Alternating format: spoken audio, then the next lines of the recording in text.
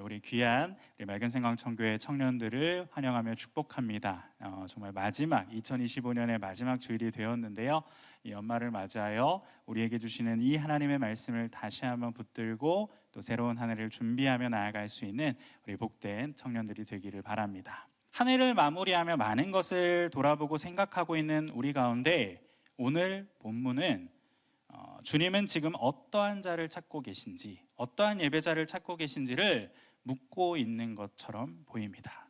사실 이 본문을 다른 모습으로 해석하는 많은 말씀들이 있지만 저는 한 해를 마무리하면서 이 본문을 보며 이 누가복음의 말씀을 보며 하나님이 찾으시는 자가 바로 이러한 자구나, 하나님을 예배하는 자들이 바로 이러한 예배자의 모습이구나를 발견하게 되었습니다. 그래서 오늘 이 누가복음의 말씀을 통해 주님이 찾으시는 예배자는 어떠한 자인지를 살펴보면서 나 또한 주님이 찾으시는 예배자의 삶을 살아갈 수 있기를 소망하는 우리 모두가 되기를 바랍니다.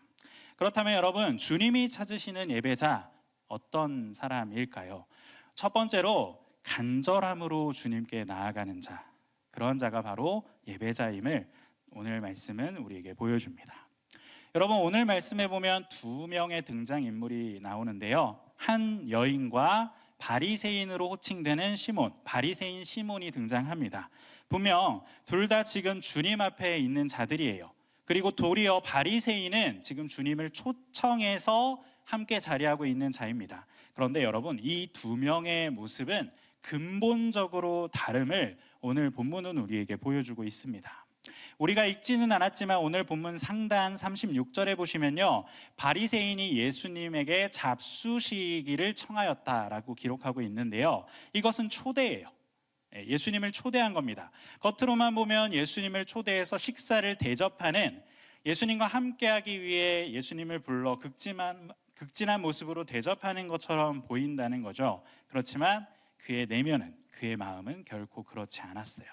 39절에 보면 예수님께 찾아온 여인을 보면서 이 바리새인이 속으로 이렇게 생각을 해요.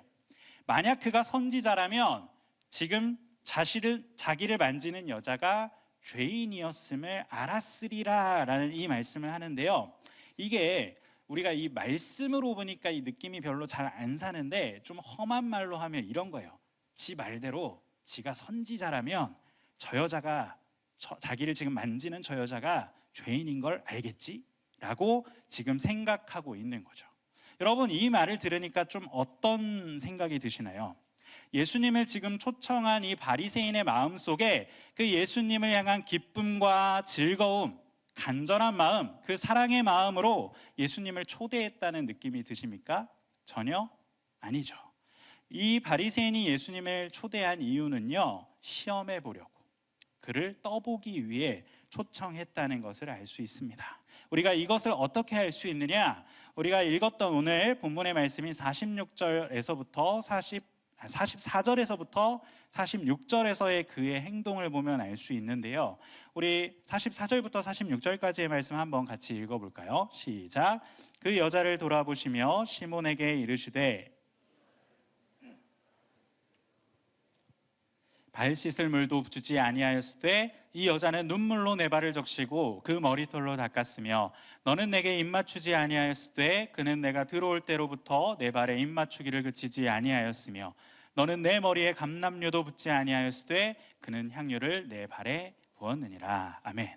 자, 발 씻을 물도 주지 않고 감람류도 붓지 않았다. 여러분, 이 부분은 잠시 후에 제가 좀 더 자세히 설명할 텐데요, 이 모습을 보니까 바리새인은 간절한 마음으로 예수님을 초청하여 그의 말씀을 듣고자 하였기보다는 그분을 책잡기 위해, 그분을 시험하기 위해 초대했다는 것을 알게 됩니다.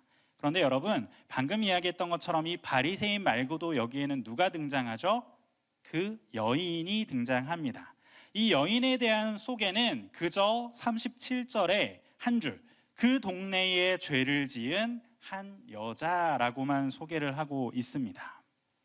아마도 동네 사람 모두가 그녀가 죄 있음을 알고 있고, 아마도 그녀가 밖에 나간다면, 밖에 돌아다니고 있다면 사람들이 수군거리거나 손가락질 할 만한 그런 여인이었습니다. 그런데 여러분, 이 여인이 지금 어떻게 행동합니까? 바리새인의 집에 예수님이 계시다는 말씀을 듣고는 38절에 보면 향유 담은 옥합을 가지고 와서 그분께 나아가서 발 곁에 눈물로 그 발을 적시고 머리털로 그 발을 닦고 입 맞추고 향유를 부었다라고 말합니다. 여러분, 우리가 성경에 보면 이렇게 여인들이 향유, 옥합을 깨뜨려서 머리로 자신의 머리카락으로 발을 닦고 이런 모습들이 막 등장하니까 이게 굉장히 일반적인 모습이구나, 일반적인 행동이구나라고 착각하는 경우들이 종종 있는데요. 사실 여러분, 이 당시에 여인이 머리를 풀어 헤치고 눈물을 흘리는 이 행위 자체가 사실은 장례식에서만 허용되는 행위입니다. 즉, 장례가 아닌 아무 일도 없는데 여인이 이렇게 머리를 풀어 헤치고 눈물을 흘린다? 여러분, 이것은 결코 있을 수 없는 행동이라는 것이죠. 그런데 이 여인이 지금 예수님께 찾아와서 그녀를 짓누르던 그 여러 가지 죄의 무게, 사람들의 손가락질, 사람들의 수군거림, 이 모든 것을 다 내려놓고 오직 주님께 모든 걸 바치고 그 주님 앞에 눈물을 흘리는 것, 여러분, 이 모습은 결코 가볍지 않다는 것이죠. 간절하지 않다면 여러분, 이 모습을 가질 수 없어요. 주님을 초대한 자 바리새인, 그리고 예수님이 거기 계시다는 이야기를 듣고 나아간, 그 자리에 나아갈 수도 없는 수치와 모욕, 손가락질과 정죄의 상황에도 그분께 나아가 눈물 흘리며 그 향유를 깨뜨려 쏟은 여인. 여러분, 이 두 명 중에 누가 과연 간절한 마음으로 주님을 바라보았을까요? 간절한 마음으로 주님께 나아갔을까요?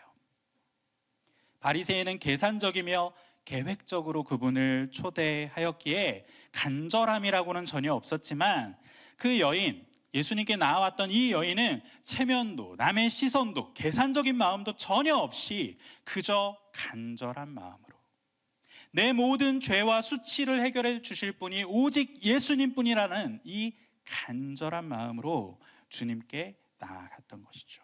여러분, 누군가에게 간절한 마음이 있으면 여러분 주변 생각하나요? 주변 시선 의식하십니까? 결코 아니죠. 그냥 달려 나아갑니다. 그 가운데 나아갑니다. 왜? 간절한 마음으로 그것을 더욱 갈급해하기 때문이죠. 이 여인도 마찬가지였습니다. 정말 주님만이 나의 이 모든 죄를 해결하실 수 있다, 내 이 무거운 이 짐들을 해결해 주실 수 있다는 것을 깨닫고 간절한 마음으로 주께 나아갔던 것입니다. 한 해를 보내며 여러분은 얼마나 주님을 간절히 찾고 구하셨습니까? 주님만이 내 모든 죄를 해결하시고 내 모든 삶의 문제를 해결해 주실 수 있는 분이라는 것을 기억하며 얼마나 주님께 간절히 나아가셨나요?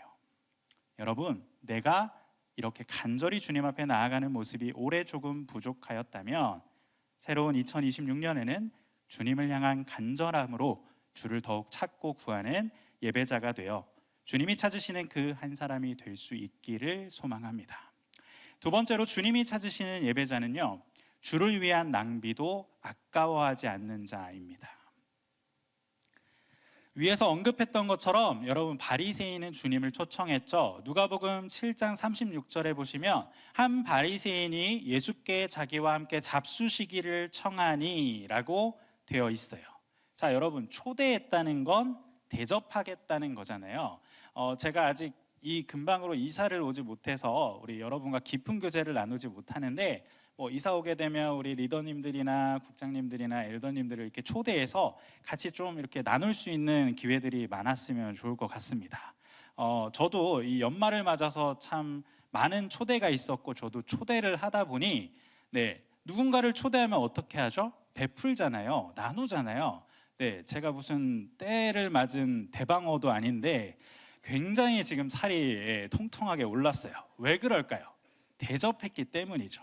대접하고 대접받았기 때문입니다. 풍성하게 대접하고 그가 먹는 모습을 기뻐하고 또 초청받았을 때 내가 먹는 것을 상대방이 기뻐하기 때문에 우리는 정말 풍성함으로 나누고 또 그렇게 초대해요.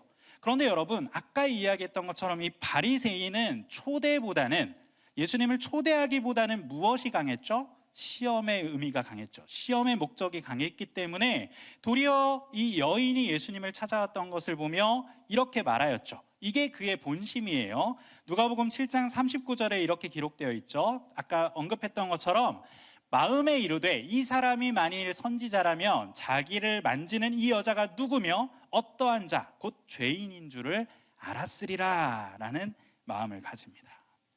바리새인이 기쁨으로 예수님을 초대하고 간절한 마음으로 초대한 것이 아니었기 때문에 여러분, 이 사람은, 이 바리새인은요 정말 계산적이고 전략적으로 행했습니다. 그것을 알 수 있는 것이 예수님을 대접하는 모습인데요, 아까 44절에서 46절에 45절에 언급했던 내용들 있죠. 사실 이 고대 근동, 아니 오늘날에도 이 중동이나 이스라엘의 환경은 굉장히 건조하고 모래바람이 많이 붑니다. 그래서 그들이 신고 다니던 신발은 우리가 신는 그 샌들 같은 그런 신발의 모습이에요. 그래서 밖을 걸어 다니면 어떻게 될까요? 발이 모래가 잔뜩 끼겠죠. 그래서 누군가를 우리가 초대했다, 누군가를 내가 맞이한다라고 한다면 그 사람이 내 집에 들어오기 전에 어떻게 할까요?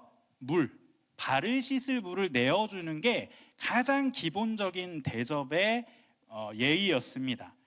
더욱 극진하게 그 사람을 만약에 내가 대접한다 그러면 종을 시켜서 그 사람의 발을 직접 씻겨주고 또 입 맞추며 머리에 기름을 발라주었어요. 여러분, 이 모래바람 막 맞으면, 바닷바람 맞으면 마찬가지이듯이 모래바람 막 맞으면 머리가 어떻게 될까요? 푸석푸석해지거든요. 그래서 이렇게 머리에 기름도 발라주고 입 맞추고 초대하고 환대하는 거예요. 자, 그런데 초대하는 사람이 내게 너무 귀한 사람이에요. 내가 정말 극진히 대접해야 돼요. 그러면 종을 시키지도 않아요. 집주인이 직접 나가서 발을 씻겨드리고 머리에 기름을 발라드리고 입 맞추고 맞이합니다. 그런데 여러분, 아까 예수님이 말했던 것처럼 이 바리새인은 예수님을 초청했는데 어떻게 했죠? 발 씻을 물도 안 줬고 머리에 발을 감람료도 주지 않았다라고 기록하고 있잖아요. 여러분, 이 두 가지가 사실은 굉장히 고가예요. 당시 그 이스라엘에서 물과 감람류는 굉장히 고가입니다. 그렇기 때문에 이 계산적인 바리새인, 예수님을 향한 환대와 초대의 목적이 있는 게 아니라 그를 떠보려고, 그를 시험해 보려고 초청했던 바리새인이 이 비싼 걸 예수님에게 드릴까요? 드릴 수 없어요. 아니, 그게 맞습니다. 그게 당연한 거예요. 여러분, 이런 대접이었는데 뭐 식사라고 해서 얼마나 대단한 걸 줬겠어요. 그저 요깃거리만 던져주고 끝이었을 것입니다. 보지 않아도, 언급하지 않아도 이미 여기에 나오는 이 표현에 보면 예수님을 초대하고 어떤 대접을 했는지를 알 수 있는 것이죠. 그는 예수님을 시험하는 일에 낭비하지 않고 지극히 계산적으로 대했음을 우리가 보게 되는 것입니다. 그러나 여러분, 여인은 어떠하였습니까? 집주인도 하지 않았던 극진한 대접을 직접 찾아와서 하게 됩니다. 당시의 향유는 엄청난 가치를 지닌 물품이죠. 그런데 그녀는 갈급한 마음으로 주님께 나와서 주님께 그것을 깨뜨려 집주인도 하지 않았던 극진한 존경과 환대를 예수님께 드립니다. 이와 비슷한 모습이 우리가 아는 요한복음에도 등장하죠. 요한복음 12장 3절에 보시면 마리아가 바로 이 행동을 하는데요, 마리아는 지극히 비싼 향유 곧 순전한 나드 한 근을 가져다가 예수의 발에 붓고 자기의 머리털로 그의 발을 닦으니 향유 냄새가 집에 가득하더라. 여러분, 마리아가 예수님께 이걸 드리며 과연 아까워했을까요? 오늘날 우리들이 막 생각하는 것처럼 이거 좀 과한데, 우리 앞에 있는 우리 고등부 친구들의 생각들처럼 이거 좀 오반데, 이거 너무 과한 거 아니야? 이거 좀 너무 넘치는 거 아니야? 라고 생각했을까요? 그렇지 않았다는 것이죠. 그녀는 자신의 머리로 그의 발을 닦을 정도로 존경과 사랑, 간절함을 담아서 예수님의 길을 예비하고 있습니다. 그런 그녀에게 이러한 낭비는 전혀 아깝지 않은 것이었어요. 그러나 계산적인 사람은 어떨까요? 뒤에 쪽에 나오는 가룟 유다가 바로 이런 계산적인 모습을 보여줍니다. 요한복음 12장 5절에 보면 가룟 유다가 이렇게 말해요. 이 향유를 어찌하여 300데나리온에 팔아 가난한 자들에게 주지 아니하였느냐. 그는 그 모습을 보며 그 가치를 머릿속에 이미 계산하고 있는 거예요. 그리고 그것이 아깝다, 낭비다 라고 말하는 거죠. 그의 생각엔 너무 아까운 거죠. 300일, 노동자의 300일치의 임금을 지금 깨뜨려서 그냥 버려버린 거나 다름없으니 너무 아까웠을 거예요. 그리고 그의 본심, 6절에서처럼 가난한 자들을 위한 게 아니라 도리어 자기가 빼돌리지 못했기 때문에 너무나도 아까운 거죠. 그런 그의 입장에서는 이것은 엄청난 낭비였음이 분명합니다. 사실 여러분, 우리도 요즘 엄청 극한의 효율을 추구하며 살아가잖아요. 네, 인터넷에서 열심히 쿠폰을 발급받아요. 쿠폰도 막 제한 시간이 있고 제한 수량이 있어서 막 열리자마자 막 광클해가지고 받죠. 그러면 그거 여러분 할인 얼마죠? 사실 얼마 되지도 않아요. 몇백 원, 몇천 원의 할인을 해줍니다. 그런데 정말 그 10원, 100원이라도 아끼려고 그 쿠폰을 열심히 받아서 온라인 구매하고 그렇게 악착같이 아끼는 것들이 스마트하고 현명한 소비라고 우리는 생각해요. 오늘날의 사람들은 결코 자신의 돈을, 물질을, 또 시간을, 삶을 헛되이 보내려 하지 않고 이 헛되이 보내는 것들을 굉장히 경계하며 살아가는 거죠. 마치 그런 모습처럼 지금 바리새인이 행동한 거라는 거예요. 시험인데 굳이 귀한 걸 낭비하고 싶지도 않고 그렇게 쏟아버리고 싶지 않았다는 거죠. 세상의 기준에서 본다면 이 바리새인의 모습은 지극히 지혜로운 행동입니다. 그런데 주님이 찾으시는 자의 모습은 결코 아니라는 것이죠. 여인의 모습은 세상의 가치를 뒤집는 결심과 행동입니다. 예수님을 향한 자신의 그 지극한 사랑을 표현하기 위해서 체면이나 비용도 생각하지 아니하고 그녀는 행동했어요. 그녀의 행동을 다른 사람이 보았을 때는 정신 나간 모습이다. 저런 행동을 왜 하지? 야, 왜 저렇게 낭비하는 거야? 라고 말할 수 있었어요. 더군다나 여성이 남성의 말을 머리털로 닦고 향유를 붓고 입을 맞춘다? 여러분, 이건 종의 모습이거든요. 종과 같은 행위를 하고 있는 거예요. 자신의 체면, 자존심을 모두 내려놓는 행동이라는 것이죠. 하지만 그녀는 이 모든 것들을 결코 낭비라고 생각하지 않았습니다. 죄된 자신을 구원으로 인도하신 예수님을 위한 것이라면 그 어떠한 것도 그녀는 아까워하지 않았다는 것입니다. 바로 주님은 이러한 예배자, 이러한 사람들을 찾고 계시는 것이죠. 여러분, 생각해 보세요. 사실 우리가 지금 이 시간에 이 자리에 앉아서 예배 드리는 것 자체가 세상 사람들이 볼 때는 굉장한 낭비입니다. 뭐하러 이렇게 전기세 들여가면서 이 아까운 공간에서 이 예배를 드리지? 시간도 마찬가지잖아요. 여러분, 요즘 시간이 뭐죠? 금이잖아요. Time is gold. 시간이 금이고 돈인 시대인데 교회에서 하루를 보내는 이 성도들의 삶을 보면 세상 사람들은 엄청난 낭비라고 말하죠. 때로 교회를 다니는 우리조차도 가끔 이러한 시간들이 낭비처럼 여겨질 때도 분명 있을 거예요. 헌금도 마찬가지죠. 내가 피땀 흘려 번 이 아까운 걸 왜 헌금하지? 왜 교회에 갖다 바치는 거야? 라고 생각하는 사람들도 존재합니다. 그러나 여러분, 예배 드리는 것, 그리고 주께 드리는 것은 내가 주인이 아니라 하나님께서 나의 주인이십니다 라는 것을 인정하며 고백하는 모습입니다. 시간을 내 것으로, 물질을 내 것으로 생각하지 않고 주께 드리는 자는 주님이 모든 것의 주인이심을 인정할 수 있는 자이죠. 주님이 모든 것의 주인이십니다. 주님이 내 삶의 주인이십니다. 내 모든 것을 이끄시는 주인이십니다 라고 인정하는 자만이 이 자리에서 주님께 예배드리며 주님께 예물할 수 있는 거예요. 세상 사람들이 볼 땐 이건 낭비입니다. 그렇지만 우리는 이걸 이렇게 부를 수 있죠. 거룩한 낭비라고 말입니다. 세상은 이러한 모습을 어리석다 말할지 모르지만, 낭비라고 할지 모르지만, 여러분, 이러한 모습이 바로 주님이 찾으시는 예배자의 모습입니다. 사실 주님께서 이미 거룩한 낭비의 최고를 우리에게 보여주셨어요. 아니, 그가 먼저 거룩한 낭비를 우리에게 하셨습니다. 무엇일까요? 십자가의 대속의 사건. 여러분, 죄된 인간, 죄를 지어서 더러워진 인간을 해결할 수 있는 방법 하나님의 편에서 얼마나 많으셨겠습니까? 사실 그냥 싹 쓸어버리고 새로운 인류를 만들어서 그것들이 죄를 짓지 않게 하는 게 하나님으로서는 더욱 스마트하고 깔끔한 생각이셨을 수 있어요. 우리의 머리로도 가끔 그런 생각하잖아요. 하나님은 도대체 왜 우리를 이렇게 사랑하시지? 왜 하나님이 직접 이 땅 가운데 내려와서 사람의 몸을 입고 내려와서 고통당하시고 죽으심까지 경험하신 거지? 우리 스스로도 이해 안 될 때가 있잖아요. 왜 그러셨을까? 그런데 그것이 바로 하나님께서 우리를 향하신 무엇이에요? 낭비입니다. 거룩한 낭비예요.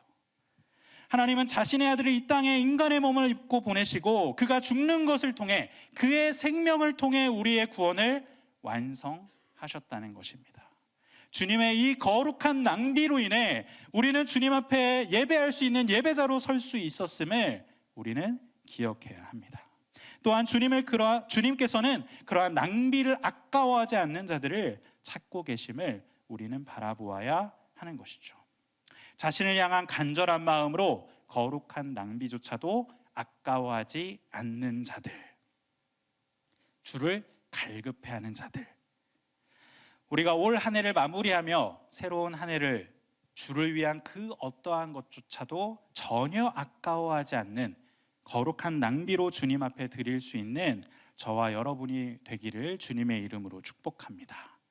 마지막으로 주님이 찾으시는 예배자 어떠한 자일까요?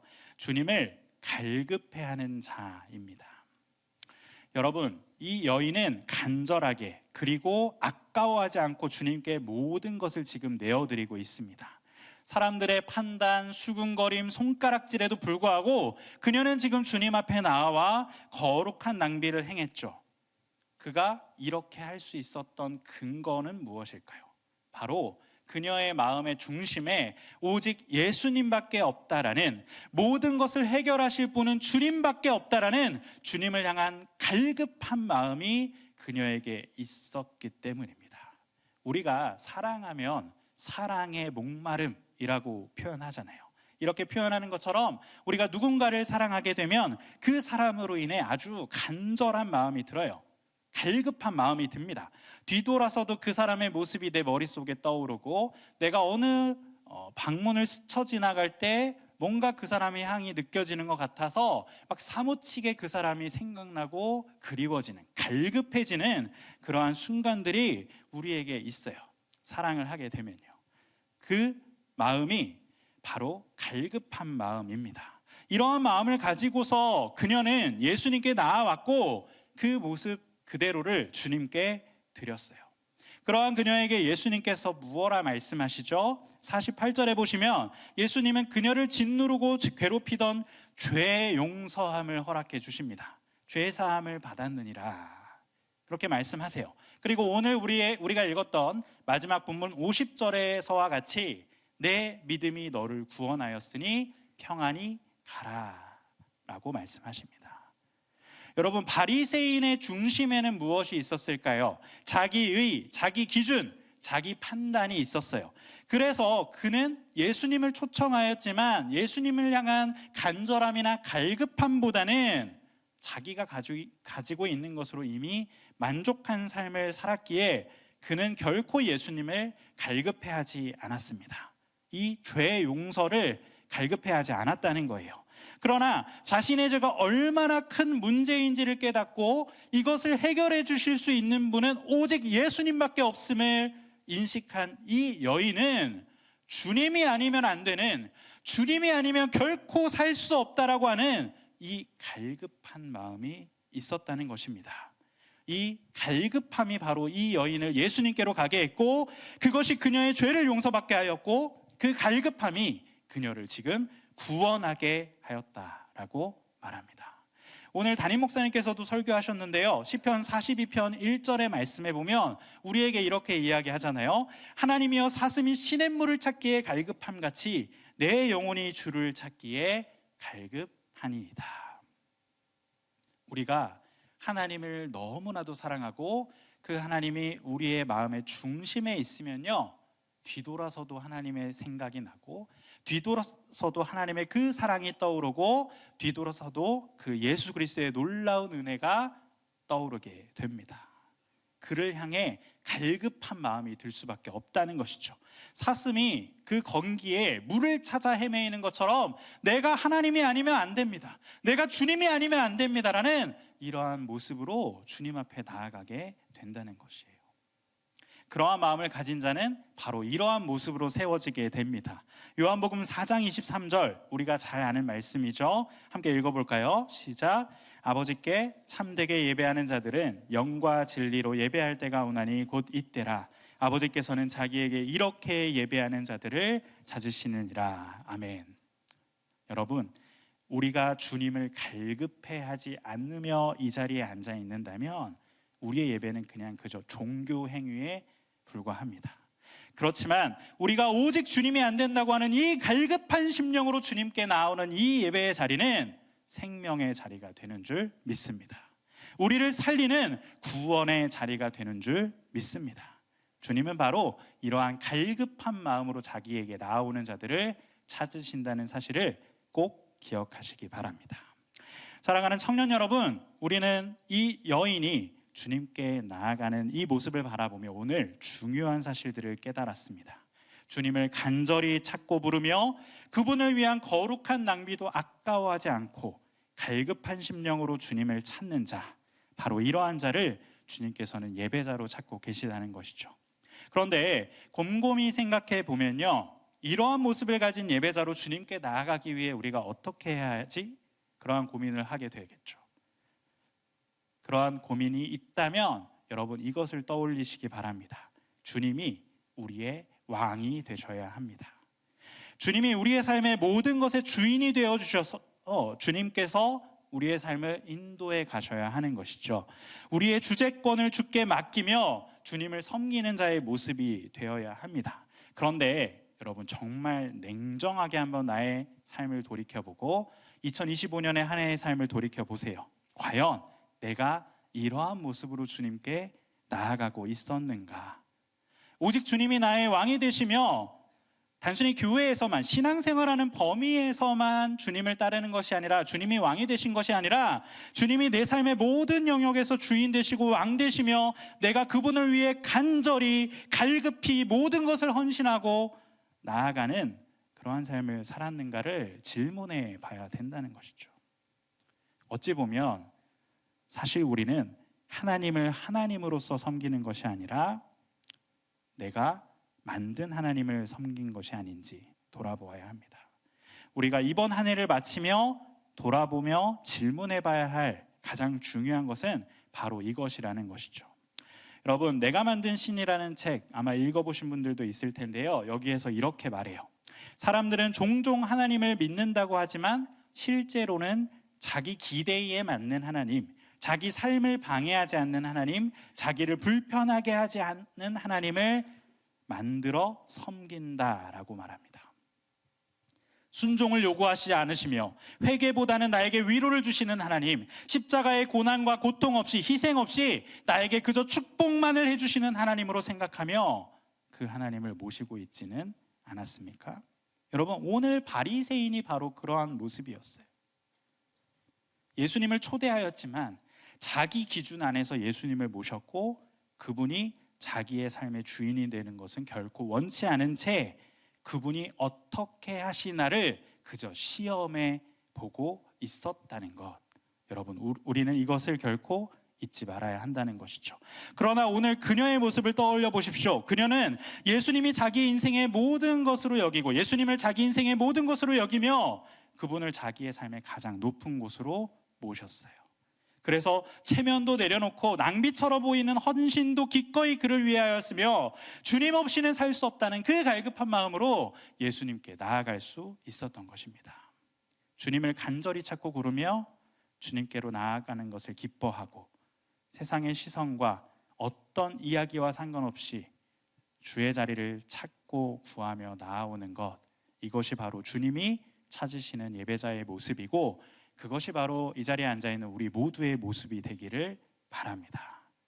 내 믿음이 너를 구원하였으니 평안히 가라 라고 말씀하신 이 예수님의 선포는 자신이 삶의 주인이 아니라 예배자로서 주님을 왕으로 모시는 자들에게 주시는 선포의 말씀입니다.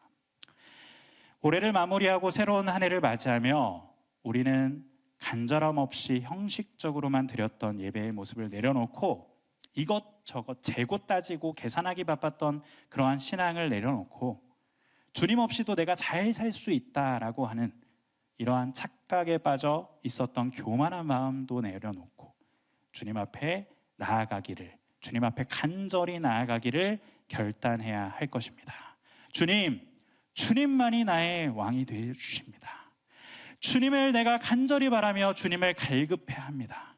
주님을 위해 드리는 나의 삶의 모든 것을 결코 아까워하지 않는 예배자의 삶을 살아가게 하옵소서라고 그렇게 새로운 한 해를 맞이하며 결단하는 우리가 되기를 바랍니다.